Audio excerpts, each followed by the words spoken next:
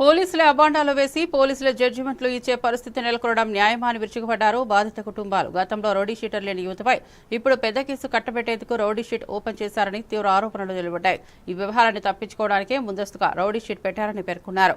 దళిత యువతను గంజాయి బ్యాచ్లుగా చూపిస్తూ తప్పుడు ప్రచారానికి దిగుతున్నట్లు జగన్ ఆరోపించారు. Chandrababu Naidu yellow media, TDP social media కలిసి యువతపై కుట్రలు చేస్తున్నారంటూ ఆరోపణలు వెలువెత్తాయి. నిర్భయంగా జీవించాల్సిన యువతను రాజకీయ ప్రయోజనాల కోసం టార్గెట్ చేయడం సిగ్గుచేటని స్పందిస్తున్నారు. ప్రజా సంఘాలు, పోలీసులు న్యాయంగా రాజకీయ పక్షపాతం వ్యవహరిస్తున్నారని విమర్శలు వ్యక్తమవుతున్నాయి. ఈ ముగ్గురి మీద కూడా అంటే రాకేష్ మీద, విక్టర్ మీద, కరీముల్లా మీద ఈ ముగ్గురి మీద కూడా రౌడీ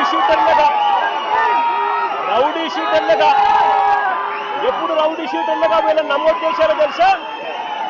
ఈ ఘటన జరిగిన తర్వాత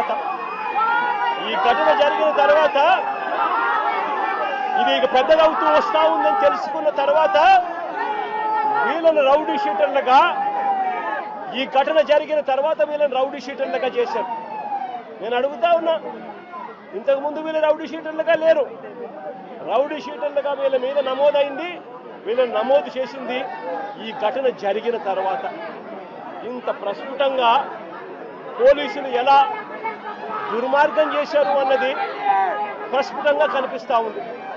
నేను అడుగుతా ఉన్నాను ఒకటి, వీళ్ళని చూడడానికి, వీళ్ళకి సంఘీభావం తెలపడానికి జరుగుతూ ఉన్నది అన్యాయము అని చెప్పి ఎవరైనా గలమిప్పితే చంద్రబాబు నాయుడు గారు, ఆయన ఎల్లో మీడియా, ఆయనకు సంబంధించిన సోషల్ మీడియా వీళ్ళంతా బురద జల్లుతూ వీళ్ళందరూ అనే మాటలు ఏమిటి?